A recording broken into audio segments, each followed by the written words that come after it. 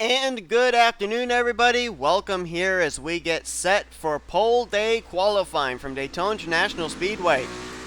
35 drivers, 35 chartered rides are getting set here for 10 minutes to take to the racetrack and see if they can lay down one of the two fastest lap times of the day in order to start either on the pole or the outside of the front row for the third annual Hersheys Cup Series Great American Race.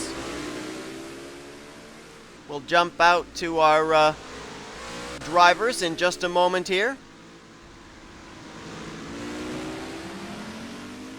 as we will try and introduce as many of them as we can during the course of this session. Sean Galligan, the Rocket League Ford Fusion out of Seth Colbaker Motorsports now. Galligan, a former winner last season at Armory Digital Super Speedway. Chartered ride this season in a Ford Fusion, so we'll have to see how he fares in that. In the last two seasons, Galligan's been in Chevrolets. Some cars coming off pit road. We'll document them momentarily. We'll document first the cars that are actually on the racetrack. There's one of them. The 15 of Tim Walsh. We saw him in the Sprint Unlimited as well as Galligan. Tim Walsh back for a second season with Michael Norman Motorsports, but moving from the 5 to the 15. Tim Walsh had the pole position at the season finale of Auto Club.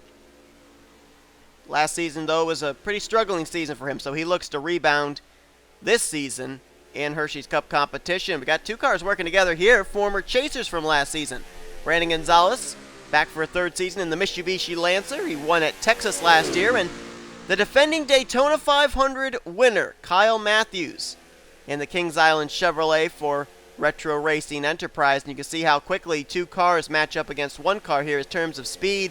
This could put Kyle Matthews up top of the leaderboard.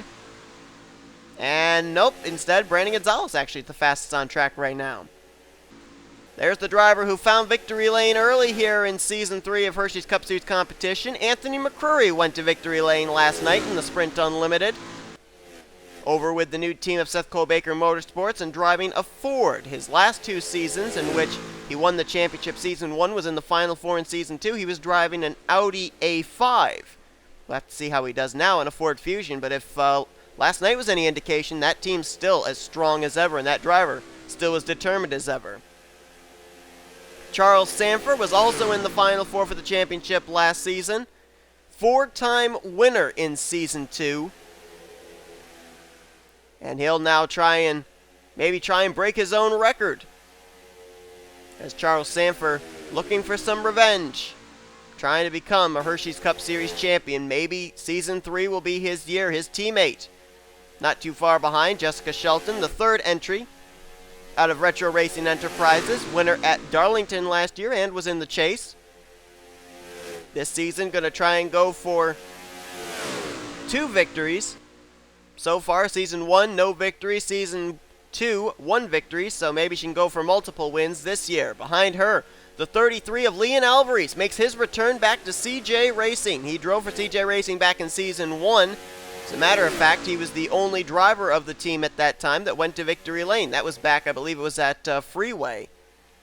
Leon Alvarez last season drove the number 9 for Bulldog Motorsports, which then turned into Everham Motorsports. Went to victory lane one time that year, and now driving the 33 once again for CJ Racing.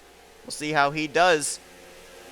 Of course, his teammate, the defending Hersheys Cup Series champion, Chris Dodd, who we will see very shortly. There's Dylan Pote making his way on track, former winner last season, looking to have a slightly better season this year. He made the chase, but when he made the chase, he didn't make a whole lot of noise outside of round 1.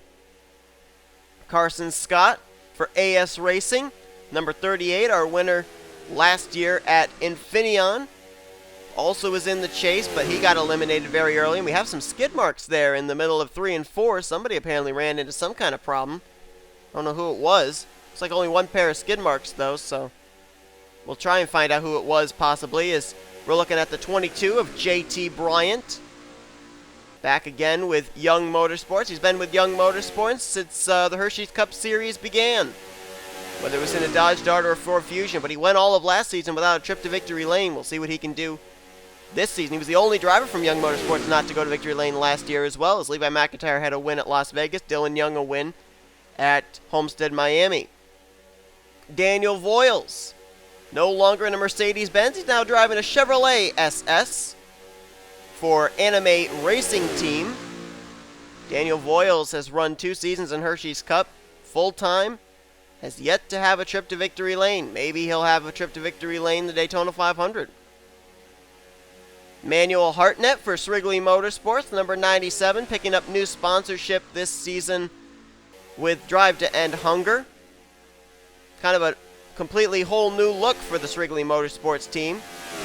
But Emmanuel Hartnett trying to find victory lane for the first time since season 1.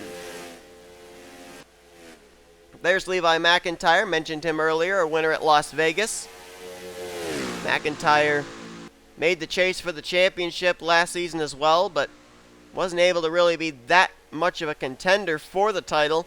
Maybe this season things will change, as we mentioned Dylan Poteet already. And there's Cody Lamas, who I think had the record for most second-place finishes last year.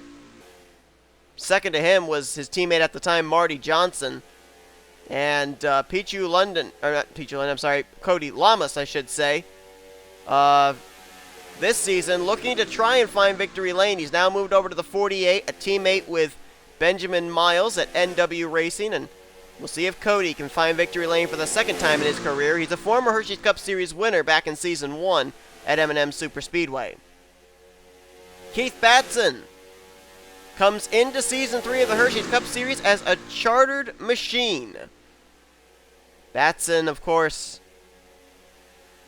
a non-chartered car last season, but he managed to pick up the charter of William Brock during the course of the offseason, and so now 2 of the KAB Racing Enterprises cars are currently in this field for the Daytona 500. Behind him, you've got the number 8 of Blaine Keys. Now, Blaine Keys, of course, picked up the charter of, I believe it was Grayson Acavito, and Blaine Keys is a former winner in the Hershey's Cup Series as well. Makes his return here to the Hershey's Cup Series. He ended up winning in Season 1 back at Yas Marina Circuit. He was actually in the chase at the time as well. Did not race in Season 2. Now back here in Season 3 for Sega Motorsports. Behind him, Zach Flickinger moves from his single-car team at Flickinger Motorsports over to Fire Ice Racing. He's right now the only chartered ride out of that team in the number 93 car. And behind him, Cat Tellier, the other KAB Racing Enterprises car, the 35 Aussie Ford, who right now is 4th on the charts. 3rd on the charts right behind her, Matt Haas, who I believe at this point is the only rookie right now with a charter. He ended up picking up the charter of Ryan Maddens, I believe. And for Joe Gibbs Racing, Matt Haas trying to kind of maybe pull off what Cole Baker did last year and start all the races as a rookie. That allowed Cole Baker to become the Rookie of the Year back in Season 2. Speaking of, he's right behind James Richardson there in the 11. Who right now is second fastest on the charts. James Richardson back with the 11 car for Joe Gibbs Racing. This is a big pack of cars right here. Your pole sitter could be hidden in all this. Richardson back with Joe Gibbs Racing for a second season. There is Cole Baker right behind him, who right now is the fastest car on the racetrack with a 44.964. Seth Cole Baker Motorsports. Right behind him, you've got the 24 of Joseph Srigley, who had a number swap with John Arndt. Srigley now to the 24. John Arndt to the 05. Behind him, the defending champion Chris Dodd, moving from the 08 to the 88. Staple sponsoring his car. We saw him in the Sprint Unlimited last night. A lot of big names right there in this group. And there's Dylan Young, back in the very familiar White Deuce SKF Ford Fusion. Winner at Homestead, Miami last year. Trent Dunham, with Rainick sponsoring his Sega Motorsports Chevrolet this week at Daytona. We know Trent Dunham and his love for Daytona. John Arndt now over in the 05 car for AS Racing. Reddit on the sponsorship as the timer's down to 40 seconds left in this session. There's Michael Norman. This will be his last season in the Hersheys Cup. Joshua Sakuli there in the 73. We saw him in the Sprint Unlimited and his new team, WF9 Racing. Benjamin Miles moving from the 25 to the 42 car for NW Racing. Jake Baskinger back for a second season with Fitzwater Australia Racing. Nathan Hudson in the number 6 Chevrolet for his team of Anime Racing team. To his inside, the Honda of Joshua Michaels. We saw him in the Sprint Unlimited. There's a couple of drivers I know we haven't mentioned. There's one of them, Zachary Fitzwater, back with the 76 car for Fitzwater Australia Racing. Dallas McIntosh there for the 16 car in Roush Fenway Racing. And I think we might have mentioned all of them now. If I missed any, I apologize, but we've only got 15 seconds left in this qualifying session. And right now, in your shot, the 18 of Cole Baker, the 11 of James Richardson would be your front row for the Great American Race. With 5 seconds to go, that is what it's going to be. So Cole Baker, 1 year after winning Rookie of the Year honors, will be starting on the pole position for the 3rd annual Daytona 500. Drivers, to your cars. And James Richardson will be joining him on the front row. Nice qualifying there for Matt Haas and Joseph Srigley, 3rd, 4th, Kat Tellier and Chris Dodd, 5th and 6th.